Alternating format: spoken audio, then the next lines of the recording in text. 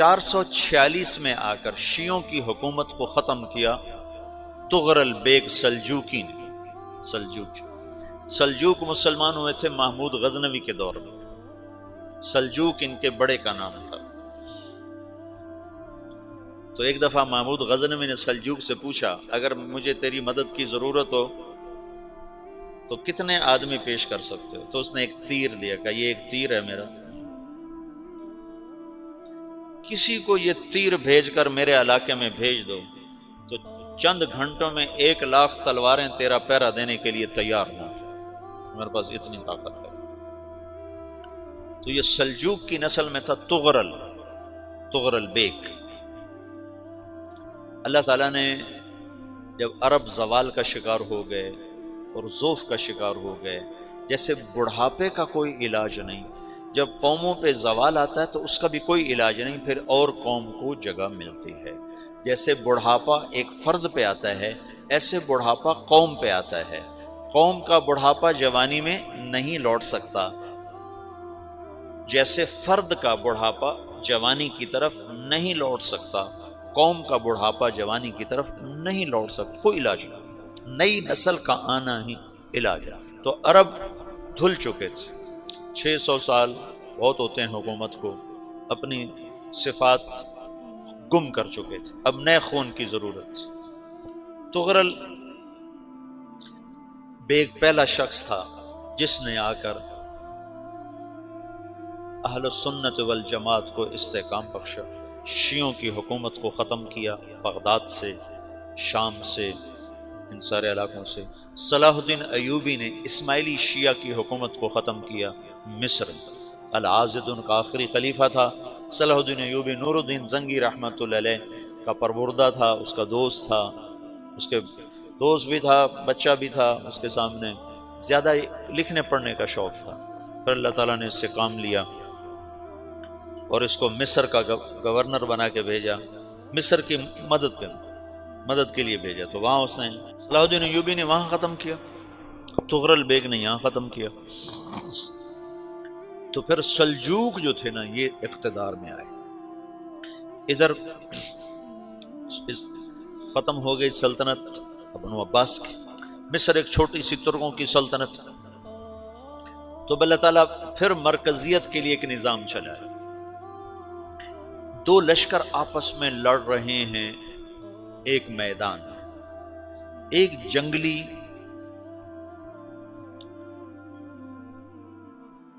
بدوؤں کا قافلہ، جنگل کے لوگ اپنے قبیلے کو لے کر، ایک جنگلی قبیلہ اپنے سردار کے ساتھ نقل مکانی کر رہا ہے ایک جگہ سے دوسری جگہ۔ اللہ کا نظام کہ یہ لوگ چلتے چلتے چلتے اس وادی میں پہنچ گئے جہاں جنگ ہو رہی ہے، دو لشکر آپس میں لڑ رہے ہیں۔ جب یہ وہاں پہنچتے ہیں تو ایک لشکر کے قدم اکھڑ رہے ہیں اور دوسرا غالب آ رہا ہے۔ ان کو نہیں پتا شکست کھانے والے کون ہیں اور فتح پانے والے کون ہیں، ان کو نہیں پتا۔ اس جنگلی قبیلے کے سردار کا نام بھی تغرل ہے، تغرل۔ تو یہ سردار کہتا ہے جو شکست کھا رہے ہیں ان کی مدد کرو، کچھ پتہ نہیں کون ہے، کہتا جو شکست کھا رہے ہیں ان کی مدد کرو۔ تو 400 وحشی جنگلیوں نے فاتح لشکر کے پیچھے حملہ کر دیا۔ وہ تو ایک کافی ہوتا تھا، 400 دوڑ جب تلواریں پڑیں تو چند لمحوں میں نقشہ بدل گیا، بھاگنے والے جم گئے اور جمنے والے بھاگ پڑے۔ جب جنگ ختم ہوئی تو شکست خوردہ لشکر کے بادشاہ نے ان کو بلایا، اسے پوچھتا ہے مجھے جانتے ہو میں کون ہوں؟ کہا نہیں۔ کہا تو تم نے میری مدد کیوں کی؟ کہا انسانی ہمدردی کی وجہ سے، تمہیں شکست ہو رہی تھی اس لیے تمہاری مدد کی۔ پھر اس نے اپنا تعارف کرایا، میں ہوں سلیمان سلجوکی، ترکی کا بادشاہ۔ مسلمانوں کا لشکر تھا اور تاتاریوں سے شکست کھا رہا تھا، تاتاری فتح پا رہے تھے، مسلمان شکست کھا رہے تھے۔ تو وہ اللہ کی غیبی مدد بن کر آئے، تو وہ اس سے کہتا ہے میرے ساتھ رہنا پسند کرو گے؟ تم نے میرے اوپر احسان کیا ہے، میں اس کا بدلہ دینا چاہتا ہوں، میرے ساتھ رہنا پسند کرو گے؟ کہنے کا کر لوں گا۔ تو اس کو لے کر ترکی آیا، اور استنبول اس وقت روم کی حکومت میں تھا، اس سے فتح کیا اس تغرل کے آگے چوتھے پانچویں پڑپوتے محمد فاتح نے۔ تو یہ استنبول ہے، یہ ترکی ہے، بیچ میں ایک چھوٹا سمندر ہے، یہاں ایک جاگیر ہے۔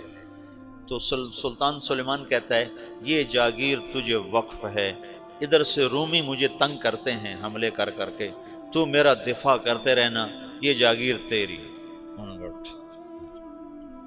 اس جاگیر پہ اس نے اپنے قافلے کو آباد کر دیا، اپنے قبیلے کو، اور ایک چھوٹی سی حکومت بنا لی، جو ایک صوبہ سمجھو سلمان سلجوقی کا، وہ ایک چھوٹا سا صوبہ ہے۔ وہاں جب یہ رہ پڑا تو پھر یہ ایک شیخ کے بیت ہوتا ہے، وہاں شیخ طریقت ہے، ان کے یہ بیت ہونے جاتا ہے، وہ اس کو رات اپنے پاس ٹھہراتا ہے، تو ایک کمرے میں ان کو ان کا خادم ٹھہراتا ہے۔ یہ جب کمرے میں جاتا ہے تو سامنے دیوار میں تاکچے پر قرآن پڑا ہوا ہے، تو یہ تغرل بیگ کہتا ہے یہ کیا ہے، یہ کیا ہے؟ تو وہ خادم کہتا ہے یہ کتاب اللہ ہے، قرآن ہے۔ اچھا، وہ اس کو وہاں چھوڑ کے باہر چلا جاتا ہے۔ وہ دیہاتی آدمی، جنگل کا رہنے والا، پہلی دفعہ زندگی میں قرآن دیکھا، وہ کہتا ہے یہ قرآن ہے، اللہ کی کتاب ہے، میں اللہ کی کتاب کے سامنے سو جاؤں، کتنی بے ادبی ہے۔ تو اس نے ایسے قرآن اٹھایا اور سر پہ رکھ لیا اور کھڑا ہو گیا، ساری رات قرآن سر پہ رکھ کے کھڑا رہا۔ رات کے پچھلے پہر اس کو خواب آیا، کھڑے کھڑے اس نے دیکھا کہ اس کی پشت سے ایک چاند نکلا اور شیخ کی بیٹی کے سینے میں جا کے اتر گیا۔ پھر اس لڑکی کے سینے سے ایک درخت نکلا جو پھیلتے پھیلتے پھیلتے 3 بر اعظم پہ چھا گیا، افریقہ پر، یورپ پر، ایشیا پر۔ پھر اس کی آنکھ کھل گئی، وہ کھڑا ہوا ہے، تو اس نے صبح یہ خواب اپنے شیخ کو سنایا، تو انہوں نے اپنی بیٹی اس کے نکاح میں دے دی۔ اس بیٹی سے ایک بچہ پیدا ہوا، تغرل بیگ نے اس کا نام رکھا عثمان، عثمانی ترک نام سنا ہوا، جو میں نے کل بتایا تھا کہ 1924 میں وہ خلافت ختم ہوئی۔ تو ایک بیٹا پیدا ہوا عثمان۔ عثمان نے پھر ایک نئی اسلامی حکومت کی بنیاد رکھی جو 1924 تک چلتی رہی، کوئی 800 سال یہ حکومت چلی۔ تو حکومت کا شیرازہ بکھرا، لیکن پھر جڑ جاتا تھا، پر وہ قرن اول والا جوڑ کبھی نہ پیدا ہوا، ٹکڑے بن گئے۔ ان ٹکڑوں میں اللہ لوگ پیدا کرتا رہا جو دعوت دیتے رہے، دعوت زندہ رہی۔ جو تربیت کا نظام تصوف کے ساتھ تھا اب وہ تبلیغ کے ساتھ۔